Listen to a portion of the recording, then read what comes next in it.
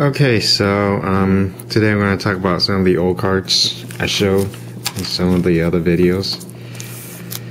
These are pre-World War I cards, and I started collecting the modern cards in 1989 and stuff, as you can see from the other videos, and I love the rookie cards. So when I went to collect pre-war vintage,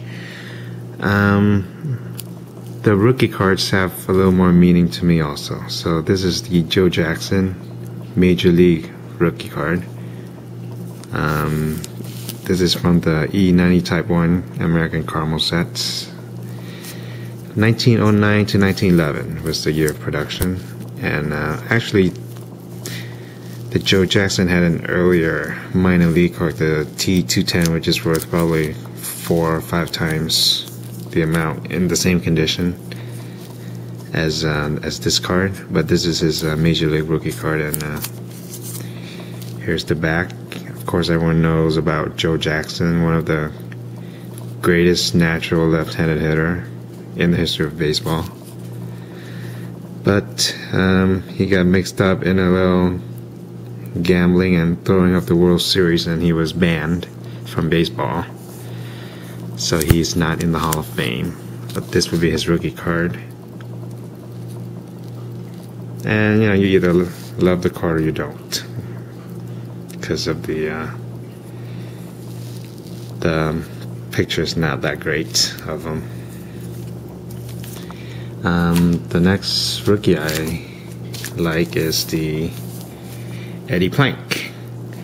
Now, before I collected pre-war, I didn't even know who Eddie Plank was. Of course, Eddie Plank has a pretty famous T206 card that's almost as legendary as the Honus Wagner, because there are so few of them. But actually, with that Plank, there's probably like 60, 70 of them. Well, this one is actual rookie card, which was made 6-7 years earlier.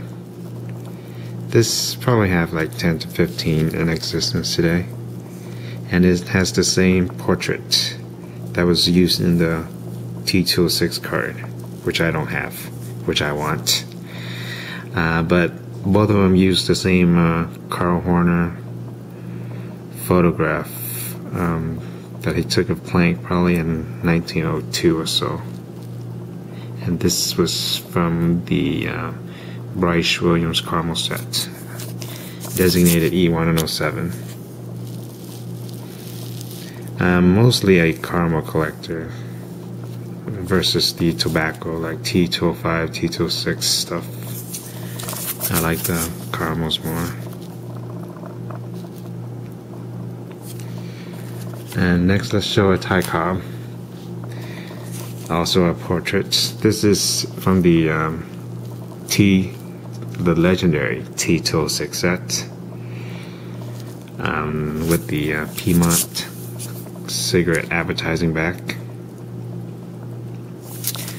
And this set is as commonly referred to as the Monster, because back in the old days, it's tough to put together the 520 plus card set, because you're always going to run into the McGee, the Dammit, the O'Hara, and of course the two biggies, the Plank and the Wagner, and other variations like the Doyle National variation. So most of the time the collectors wouldn't be able to complete the whole master set, so they just set up goals for themselves. And since there's like 16 cigarette brands representing the set, you can do all kinds of crazy stuff to your collecting needs. Like you can do a portrait set, a team set, a back set, any kind of those. So it's a lot of fun doing this, but it could also get challenging and quite expensive. Cobb had 4 poses in the set, and this is the red portrait pose, which is the most common pose, but I think it's the most beautiful. Usually you don't get registration in this nice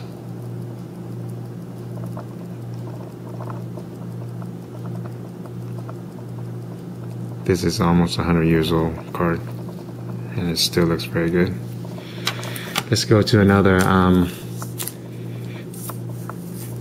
American icon set, the Cracker Jack. Apple pie, baseball game, Cracker Jack. What's more Americana than that? And this is one of the better cards in the set, the Christy Matheson pose. This is the 1915 version. They inexplicably changed the 14 version, which is a Matheson was delivering a pitch to the portrait pose in the 15, probably because the 14 pose was really ugly. So in the 15 they switched it up to this handsome picture. And also they in the 15 set they flipped the back over for some reason. So you gotta go upside down to read it. And this came out of the pack because you can see the caramel stain. Back then, I think you can collect the, let me see here. Yeah, you can send 100 Cracker Jack coupons and you get a complete set.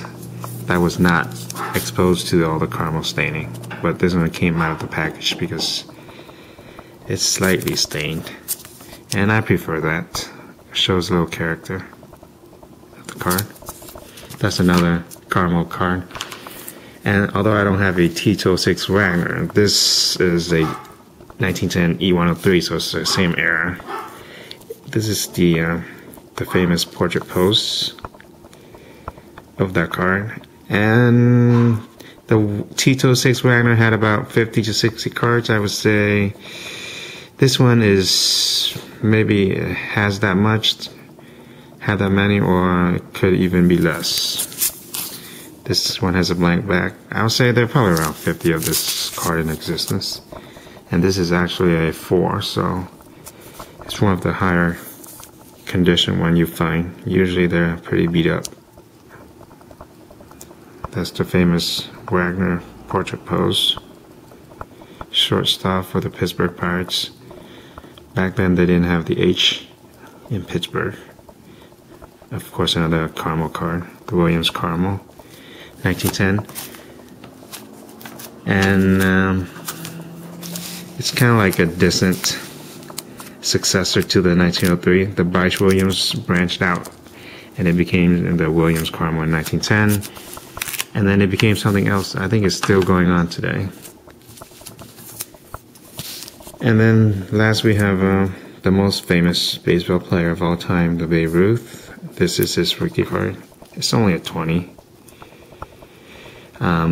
This is not a caramel or a tobacco. It's an M card, which designates newspaper or print cards. And this one has a blank back. Usually it comes with a sporting news to advertise the popular newspaper of those days. Famous and Bar. It has a whole bunch of different advertising back. So usually they would print up this card at the factory, and then depending on where the card goes, you can stamp the different back onto the blank back and advertise whatever you like your clothing line or your department store or your bread or newspaper, stuff like that. And this shows him in a Boston Red Sox uniform as a pitcher, which was what he originally was, and I think he won a World Series with the Red Sox as a pitcher. He held a record for the most consecutive scoreless innings for a while there also. I don't know if he's still the record holder or not. But this is in 1916, and look how skinny he is. Alright, okay, that's about it for now.